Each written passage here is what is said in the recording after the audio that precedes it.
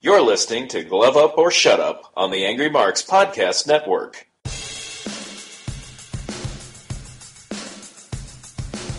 You're listening to Glove Up or Shut Up on AngryMarks.com with Peter H. and Stevie J. Find them on Twitter at HardcoreCDN and at AngryMarks. And now, for all the news, reviews, and interviews in mixed martial arts, it's time for Glove Up or Shut Up from AngryMarks.com. And welcome everybody to another episode of Glove Up or Shut Up right here on AngryMarks.com. My name is Peter H. and I'm joined once again by my co-host from Omaha, Nebraska, Stevie J. Good morning, good afternoon, good evening. Whenever you're listening to us, thanks for checking out another edition of Glove Up or Shut Up. Absolutely. We got lots of news to get through. We're going to talk about what happened in Saskatchewan this past weekend, and there's a Bellator show this weekend. That's right, Bellator 141, Melvin, Guillard, and Brandon Gertz, live from Temecula, California, at the Pechanga Resort and Casino. It's one of their go-tos, isn't it? Absolutely. They seem to do a show there every 3 to 4 months, and I guess if they like the venue and the venue likes them, more power to them. Have you been to that venue? No, I have not been to California for a couple years now, and I've never been to Temecula. Maybe put that on your bucket list. I don't know if Temecula is a bucket list kind of place. I'm not knocking Temecula, but I don't think people plan out their vacations and they go, gee, honey, let's go to Temecula. It's like there's certain towns in Ontario, it's like you don't go to Sudbury, you drive through Sudbury. That's what I always say about Gary, Indiana. It's like nobody goes to Gary, Indiana, they go through Gary, Indiana. And unless no your name is Gary, people, then. Again, no offense to people who live there, I'm just saying. Oh, man. Alright, well, let's start with the news. We got a lot of stuff to get to, and let's start with UFC Fight Night 79 coming up in South Korea. Big fight here. Thiago Alves fights Benson Henderson. Yes, and they're announcing a lot of big fights lately. It's part of their new UFC Go Big campaign. That's actually what they're calling it. I didn't make that up. They're calling it Go Big. So last week we talked about Anderson Silva and Blue Goo, and this week it's Go Big. Yeah, no relation. No relation. Also on that card, UFC Fight Night 76 in Ireland, Erica Almeida fights Elsling Daly. Mm-hmm. Didn't they also announce a Dustin Poirier-Joe Duffy fight for that card? I believe so, yes. Mm-hmm. Go big. Absolutely. There's a lot of news here, but I gotta talk about Frankie Edgar because he wants to fight tell me which fight you would prefer to see, Stevie. He wants to fight either Max Holloway or Jeremy Stevens at the Tough 22 finale. Well, I think Max Holloway would be the better fight of the two. But we're talking entertaining, and sometimes they book the more entertaining fight rather than the fight that would make more sense. I wouldn't even say that it means that it'd be less entertaining, because Holloway is a very exciting fighter. We didn't get to see much of Max Holloway. We'll talk about that later on in the show, but... Well, not his fault. No, not his fault, but he didn't fight that long, so he can jump right back in the cage. That's true, but you're right. We're getting to that after a while. So let's go on with what we're talking about right now. There's no really good way to transition from this to this, but Anthony Johnson has agreed to counseling and has donated money to a women's charity, after the unfortunate incident last week. Yeah, well, Anthony Johnson seems to have a track record with this kind of thing, so he does need some counseling. It's probably not a bad idea for him to make a charitable donation to improve his public relations status.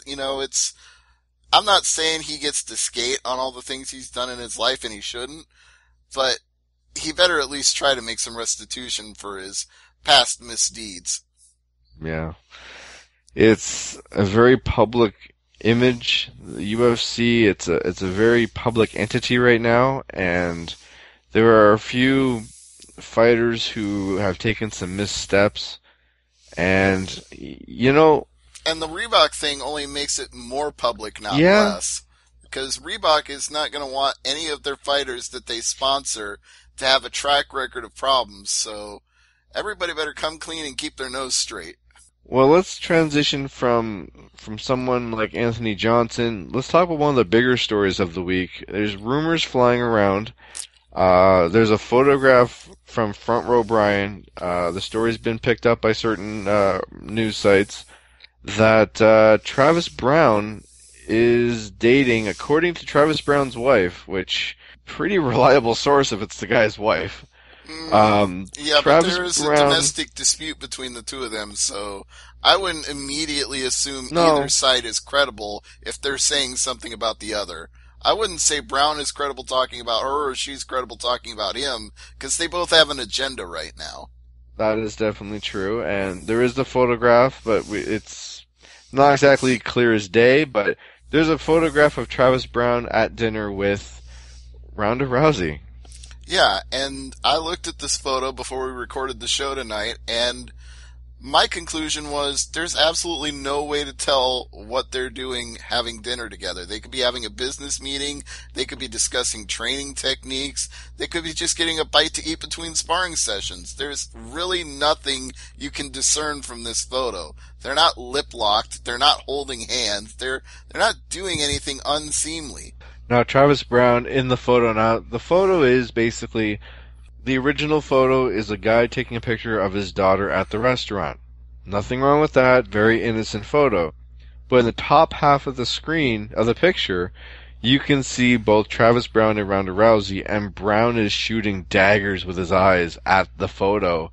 And Rousey looks like she's worried. In the photo. You and I debated this point as well. People didn't hear this because we talked about it off the air, but my 2 points were Travis Browne looking pissed is kind of normal for him, so I can't read anything into the expression that he's got on his face. And Ronda Rousey is somebody that turns it on and turns it off when it comes to fighting. Like, when she's on and she's in the zone and talking smack, she looks really fierce, and when she's not, when she's just being herself, she's actually kind of quiet and shy. So for her to look nervous doesn't necessarily mean anything either, because she's not in fight mode. She's not like geared up to talk crap about Betch Correa. She's not in the zone. Yeah. It's a very interesting story. I mean, this... To me, it's gossip, it's rumor mill, it's wild speculation, it's... People are so desperate to talk about Ronda Rousey that they're going to latch on to any little thing. Yeah, it's just...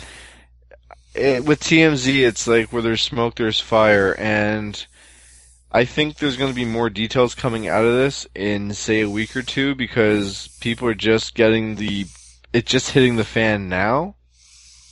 I think we might hear more about this, or a complete denial from both parties, but I think we're going to get more details of something next week or 2 weeks from now. I'm not saying that there isn't more to the story, but the more to the story may be there isn't a story. It may just... So the story is a non-story. Yeah, that may be what the next development is like, hey, we just went out to get some lunch and talk fighting. You know, that may be all there is to it. I'm perfectly willing to assume it's completely innocent until proven otherwise. Okay. Well, let's just move on to another fight announcement, as Michael Johnson will face the returning Nate Diaz. Yeah. Well, that's an intriguing fight for Johnson, because it's a chance to really make a name off of somebody, because the Diaz brothers are very popular. They have a reputation. And in terms of which Diaz brother is the better one, I say this in the nicest way possible, but it's like what I said about Gary, Indiana. You know, you don't go to Gary, Indiana, you go through Gary, Indiana. And Nate Diaz is kind of like that too. Like, he's good, but he's the kind of guy people go through. Okay, fair enough. But it'll still be an entertaining fight.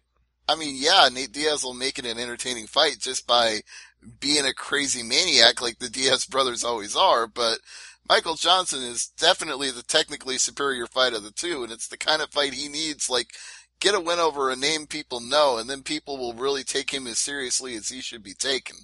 You should just say, don't be scared, homie. Yeah, he's not scared. In fact, he's probably relishing this opportunity. Oh, absolutely. He's licking his chops, good to go. Yeah, I think a lot of people in the lightweight division would like a fight with Nate Diaz right now. All right, so it looks like Bellator might have a certain cutman in their camp real soon. Who, Jacob Duran? Yeah. Well, he is a free agent now. He can work for anybody he wants. True, absolutely true. Also making the news, it looks like number 3 ranked UFC women's bantamweight fighter, Canada's own Alexis Davis, is with child, and she will be out of action until at least 2016. Yep. And actually, that's not the only person we found out was pregnant today. Who am I forgetting? Whitney Negebauer. Oh, yes, of course, F4W's own. Yes, so congratulations to Brian and Whitney. We're very happy to hear that they're going to be having a daughter next year. Oh, their daughter. Oh, I didn't know that part. Yeah, they announced it was a daughter today. Oh, very cool, very cool. Mm-hmm.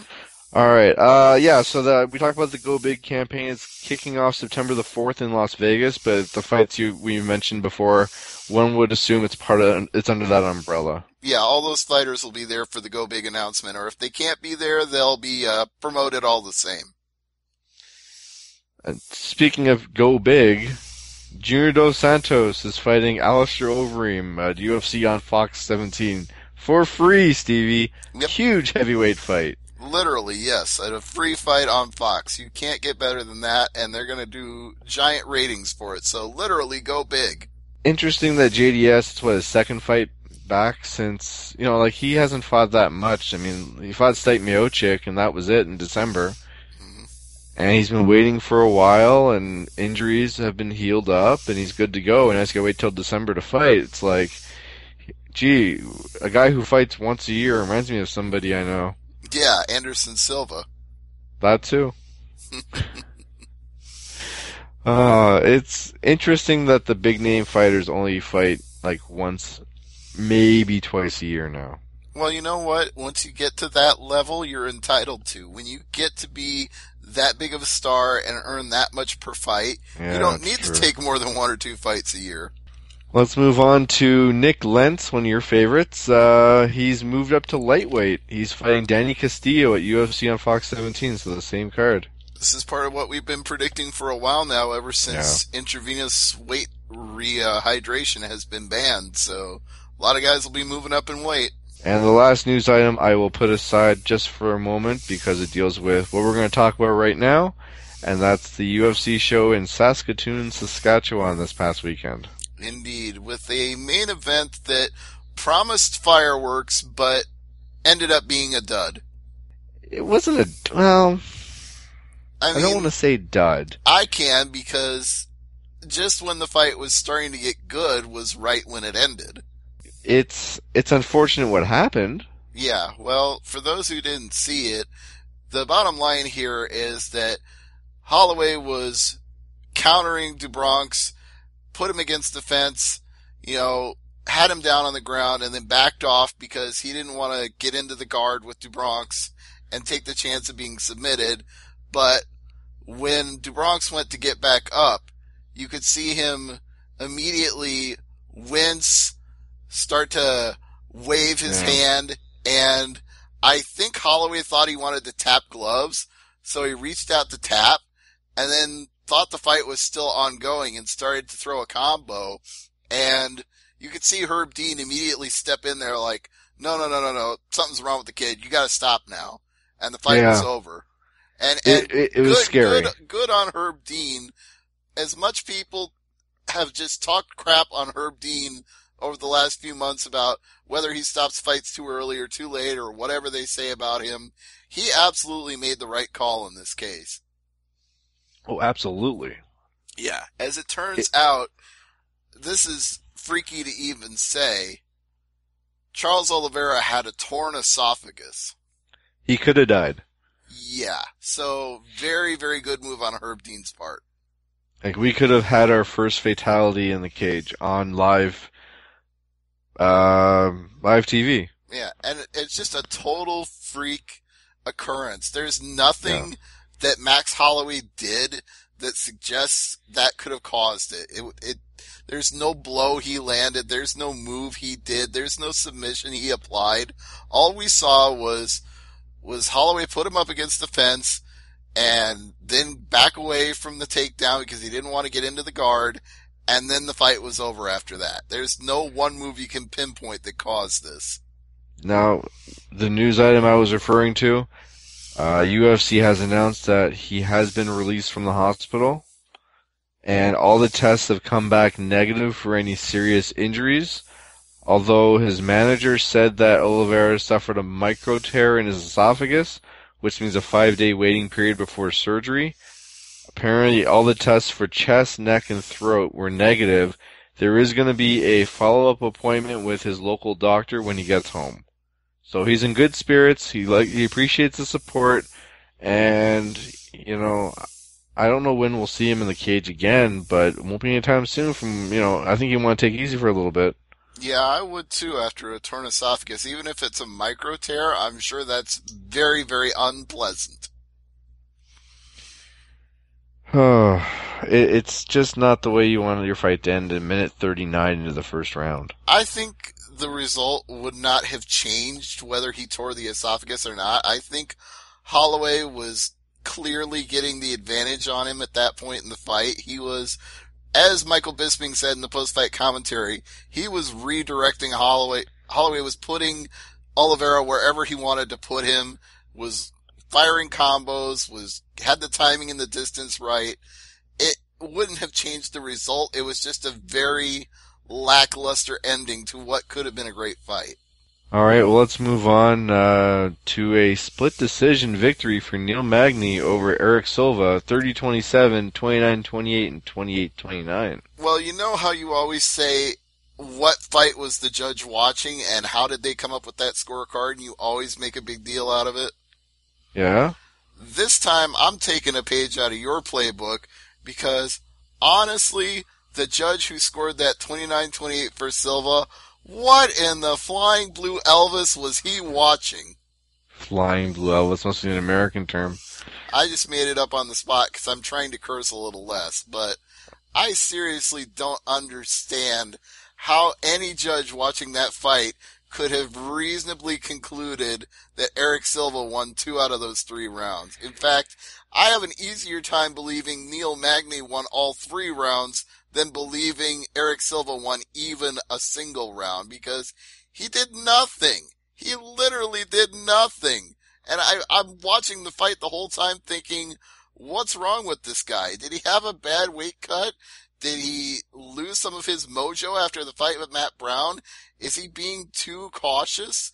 And everybody's talking on commentary like, this is the improved Eric Silva. This is the conservative Eric Silva. He's not going out there going crazy. He's trying to be methodical and plan his shot. Yeah, he planned it so much that he never got around to it. You want to have a plan like that with a guy who's, 8 out of his last 9 fights? I mean, I don't think the game plan was executed properly. No, I think he was thinking the same thing I was thinking going into the fight, which was that Neil Magny was taking another fight too soon. But as it turned out, Neil Magny knew something we all didn't, was that Eric Silva has become too cautious.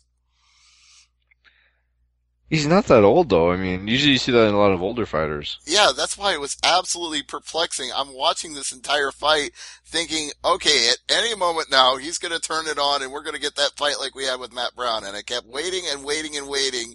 And then Magny would outpoint him, would hit him with an uppercut, would take him down.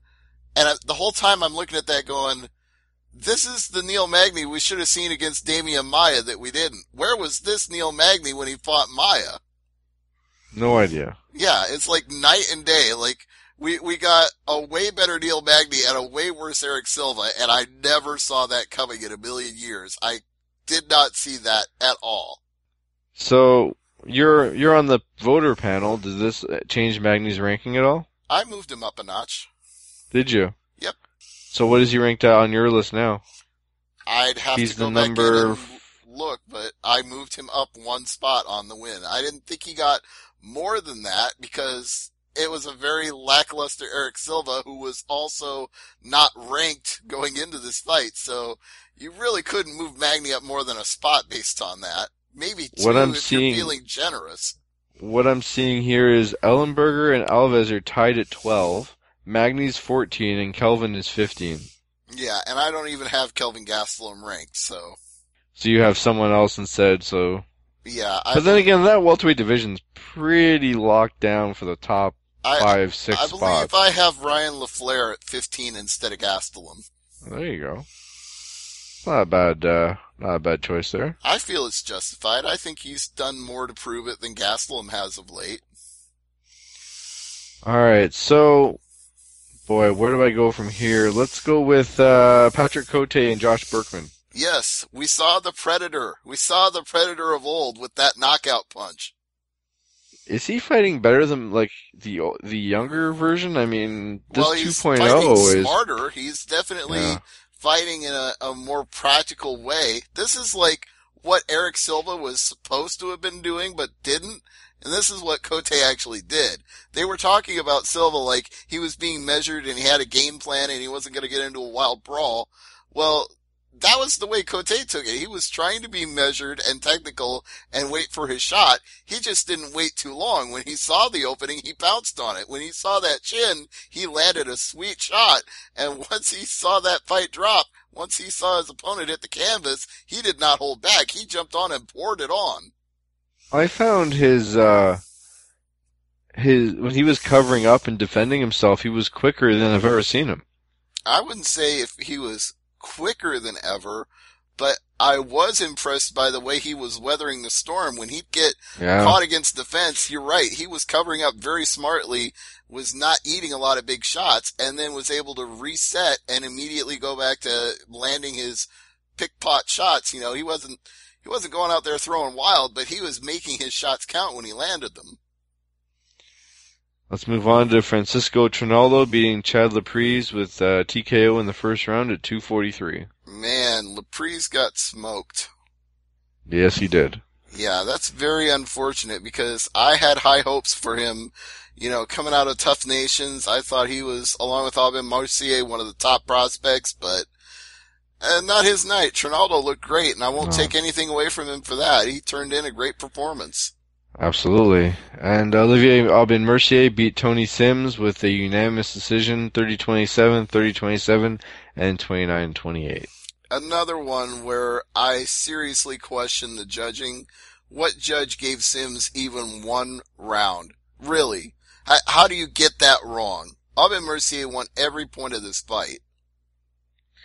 And, Letourneau, oh boy, you gotta help me with this one. Valerie Letourneau?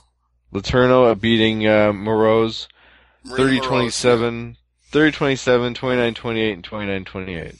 Yeah, I mean, that one at least I could reasonably see a judge splitting one of those rounds, but yeah, the right woman won here. And looking at the prelims, I have to talk about Frankie Perez and Sam Stout because Stout got knocked out in 54 seconds, which... Gotta be the swan song for Stout at this point. Yeah, if the glass is empty for Stout, it's just, so it's really disappointing to see him get knocked out, but... I know, he's a Canadian favorite. You love him. I understand that. It's hard to see someone who was so high up at one point in his career getting tagged like that. And well, yeah, Frankie Perez called him a legend. He said, you know, I fought a legend tonight. The worst part is, after the fight, Perez wins his first UFC fight. Instead of Stout retiring, Perez retired. It's interesting. I mean, he doesn't need the money. He's got some type of clothing business with his father, and he doesn't fight to make money. Like, he doesn't need the money. Right. Not like some of these fighters who hang on way past when they should because they need that paycheck. Right. He's already got money in the bank. Right, and he's only 26 years old, so if he wants to do something with the rest of his life, then this is the time to do it, not when he's 40 and been knocked around a lot. Yeah. So I can't fault him for the decision, although Michael Bisping certainly did. Oh boy. Yeah. Bisping, the very outspoken Michael Bisping, said basically Perez didn't have the cojones to hang in the UFC. Well, he ultimately did dial back that statement a little bit on Fox Sports Live and said, you know, he's a young man who's got the rest of his life ahead of him and maybe he knows something we don't. Yeah, absolutely. But then he also went on to say, where else are you going to earn $50,000 in one night? Well, he talked about one person, you know, the swan song of his career. What about Yves Dubuin getting beat by Philippe Arantes? Aranches. Yes. By armbar at 421. I call that it for Dubuin. I've wanted it to be over for him for a while. Yeah. You know I call him jaboring, so. Yes, I know. You don't like that, but it fits him. And the fact that he keeps losing means that UFC doesn't really need him. Any other stuff on the prelims you want to talk about? No, I think that's everything that's fit to print, or in this case, podcast. The only one I would suggest is Misha Kurniov. Yeah, that's close enough. Beat Daniel Jolly knockout with 15 seconds left in the first round. Yeah, that was an exciting finish. Which, if you're if you're reading the history books, that's the first winner in Saskatoon. Mm-hmm. That'll be the opener for the first fight card ever there, so congratulations. Let's move on to this weekend's big show, because there is no UFC show this week. It's only Bellator. 141 and Melvin Guillard in the main event. Yes, indeed. Making his promotional debut, which is a very interesting time in Melvin Guillard's career because he's in his early 30s. He's already had 50 fights in that amount of time. And in his last 10 fights, he's only won 3. And it's not been without controversy either because he's had a very testy relationship with both UFC and World Series of Fighting and kind of burned the bridges in both places. So burned. Nuked is more like it. Yeah, I was being generous by just saying burned, more like scorched earth. But yeah, it's his last chance as far as I'm concerned. If he doesn't make good in Bellator, like, first he's got to make the weight. Second of all, he's got to win the fight. Third of all, he has to not piss off anybody in the organization in the process. He's got a lot riding on this one, and we're going to see if he can handle that much pressure because it's do or die for him at this point because where else is he going to go? I mean, he's not going to make the kind of money he wants to make as a fighter anywhere else. No. Now, what about the co-main event? That would be Patricky Frere and Sadawad. No. I was going to say something else. There was a news item here that Bellator allowed Guillard to pick the fight. I don't know. I haven't seen that report. Obviously, if that's the case, that's not the kind of thing Bellator is going to send out in a press release. They're not going to say, hey, guess what? We let guys cherry pick fights. They're not going to brag about that. So I wouldn't say that Guillard's getting an easy out, even if he did pick Brandon Girtz, because this guy is a Bellator veteran, and he's won, I believe, 2 out of his last 3, and I wouldn't take him lightly after his last fight, so. I've got the quote here, actually. It's, I just turned 32 this year, and I'm just hitting my prime, but I'm getting older. For me right now, it's about making money. Bellator is giving me the opportunity to make a lot of money. I don't tell nobody else this, but I'll take a quote from Mayweather when he said, I'm a prize fighter. I fight for money. You can quote me on that. I'm a prize fighter. I fight to make a living. That's pretty much what I said about him making his Bellator debut. Like, he's fighting where he can make money, and if he burns his bridges here, there ain't going to be any other place for him to make money. And regarding him picking his fight, and if he's heard of his opponent, quote, hell no, I hadn't heard of him. I got to pick my fight. I love that about Bellator. They allowed me to pick my first fight. They had John Alicio on the list and a couple other guys I can't think of offhand. Brandon Girtz, I had no idea who he was. I let the coaches look up all the guys and pick. They came up with Brandon.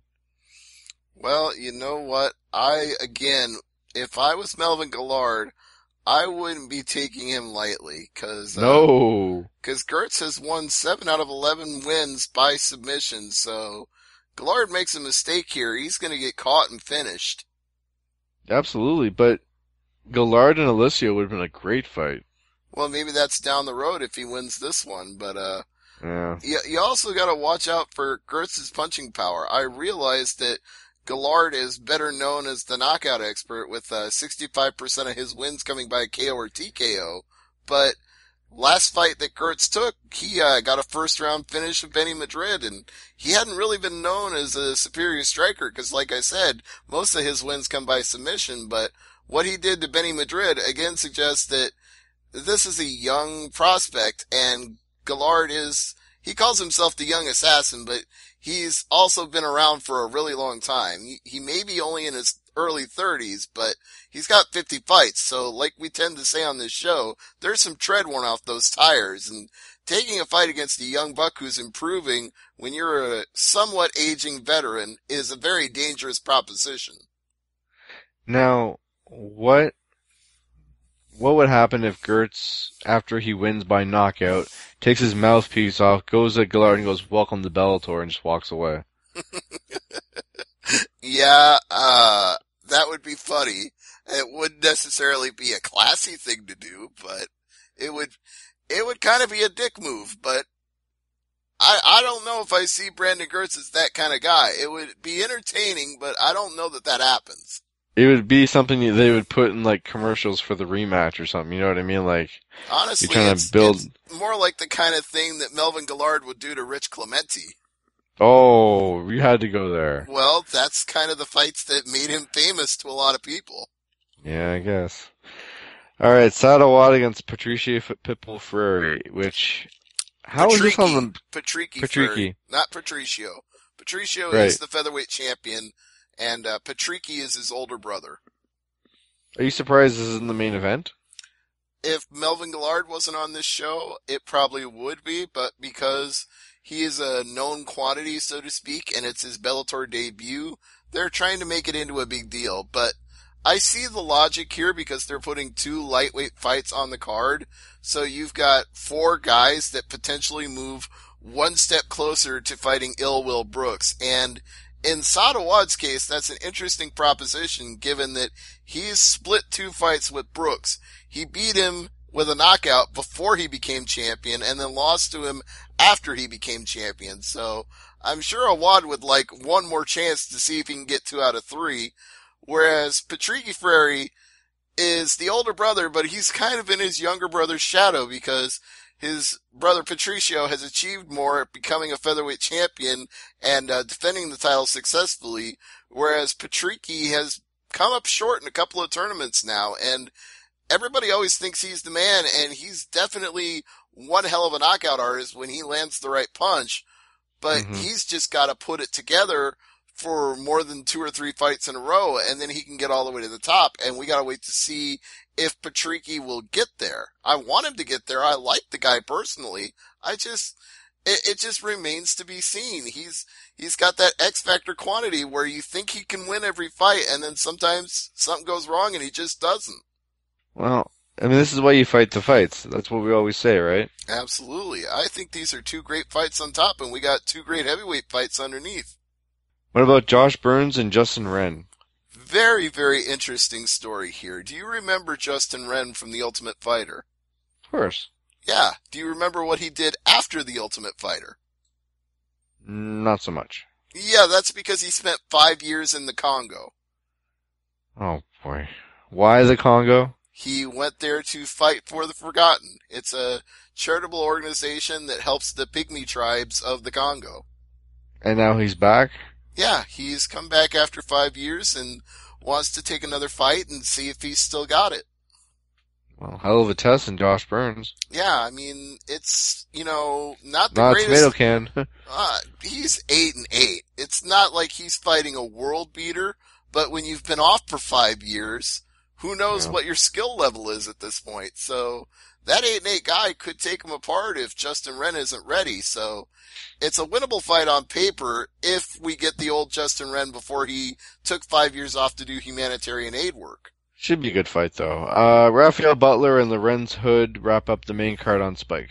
Yes, and Lorenzo Hood is a very impressive fighter coming in because all 9 of his 9 professional wins have been technical knockouts, and one of them came with a slam, like Quentin Rampage Jackson. He slammed his opponent out cold. So this guy is called the Dream Killer for a reason, but his opponent is called the Silencer because Rafael Butler is a former boxer turned MMA fighter who's got very accurate and very heavy hands. So if he touches your chin, you are going silent because you're going out. So the Dream Killer versus the Silencer, just that marquee alone should intrigue people to watch this fight.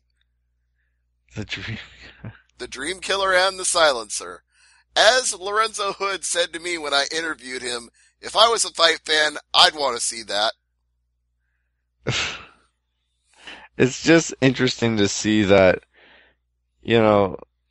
like, we're pushing their nicknames. We're not pushing their talent. We're not pushing their record. I It's just pushed their talent. I just told No, you I know what they're- you did, but I'm saying for the general, like, they're not marketing it for the casual fan. This is like a hardcore, I think it's more of a hardcore fight than a casual fight.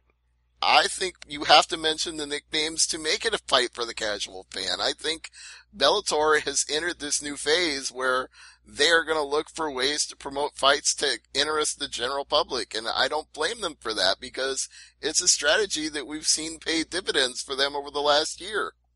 Alright, is there anything on the prelims that catch your eye? Well, I would be remiss if I didn't talk about AJ Matthews and Emiliano Sordi, because AJ gave me a very interesting snippet of his life, shall we say, when I interviewed him. Oh, how so? He's a recovering alcoholic.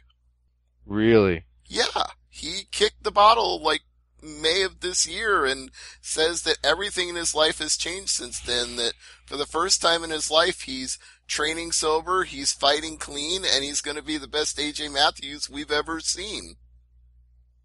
Bold statement. Yeah, and he's not getting an easy test in Emiliano Sordi because this is a guy that Bellator made a big deal out of signing and saying that he was a big prospect for the future. And if AJ Matthews beats him, they're basically beating a guy that they cherry-picked to bring in. I'm more interested in Marloes Cohen fighting Arlene Blencow. Well, of course you are, because you know Conan. She's a known quantity. Yeah. And I think that name will I think people will go either way because there's no other MMA fights that night, so a casual MMA fan might watch the prelims online as opposed to Spike.com. On Spike.com. I'm just thinking, is there anything in the Big Four? I mean, baseball's still a month away from anything really exciting except you're in Canada because everyone's following the Blue Jays, tied for first right now with the Yankees, but there's no football except for preseason. Yeah, there is a little bit of preseason football, and which I'm tired of seeing preseason because everyone's getting hurt. In fact, just as we're talking now, a Dallas Cowboys player just got carted off the field. It looks like he tore his ACL. He might be done for the season before it even starts. Add his name to the list. Yeah, well, that's how you shake it out, because you got to find out which of these guys can go for 16 weeks. So you may say it sucks to see people get injured in the preseason. I say better to find out now than when you really need a guy in the last few weeks and he's injury prone. Better get rid of those guys now and get somebody else in there that can do the job. Hey, stop getting injured. I got 2 fantasy drafts on Saturday, so please stop getting injured. I know I sound a little bit like a cutthroat, ruthless promoter here, but at the same time, this is not a game for, what shall we say? A game. Wussies? No, that's not, I don't want to use that word. I want to say this is not a game where you're allowed to be injury prone. It's like fighting, if you're going to go in there with injuries, you better cover it up. You better not advertise it. You don't want people to have a bullseye on your back. That's what I'm trying to say. A big target, yeah, no. Thank you. That's what I'm trying to get at. Not that you're a wussy, just that you better be able to suck it up, and if you can't suck it up, you better get out of there. Fair enough. There is one more note I forgot to mention in the update, and I'm kicking myself here, but Tony Ferguson has a fight at the Tough 22 finale, and it's a big opponent for him. You might have heard of him, Stevie. undefeated contender Khabib Nurmagomedov. Wow, they're doing El Kakui and Khabib Nurmagomedov. Yep. That has big implications, because Khabib's pretty much ready for a title shot at any time if he can stay injury-free. And El Kakui, if he won that fight, that's a huge upset, and that vaults him to the top immediately. Now here's the thing, he obviously is rehabbing that knee injury.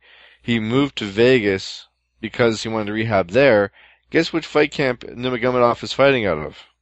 Well, in Vegas, there would be a plethora of choices, but Exactly. if you're asking me to pick one at random, I'll say Team Couture. Nope, AKA. Well, that's the thing. He moved to Vegas to rehab his knee, but I guess his fight camp is at AKA. But he moved from Russia to Vegas to rehab the knee, and his camp is at AKA, so. Alright. Which I think it's almost a shame usually that's a free show, isn't it? Like, that's on Ultimate Fox. Fighter Finale is always on TV. That's a shame, because I would pay money to see that fight. Well, that's what they're hoping for. They want to sell tickets, because Ultimate Fighter Finale doesn't always draw the biggest crowd, so you'll put a fight like that on that card hoping more people will show up. Yeah, exactly. I always say this, I'm just disappointed we didn't get to see Nurmagomedov and Cerrone. Well, like I said, if Nurmagomedov could stay injury-free, he'd probably be fighting for the title right now, so it's just unfortunate that that's the way the cookie crumbles, but at the same time, at least he's getting a fight back where if he wins, he proves he deserves it, and if he loses, somebody else gets that shot against a guy, instead of a guy that's constantly out with injuries. So I find it to be a no-lose situation for UFC.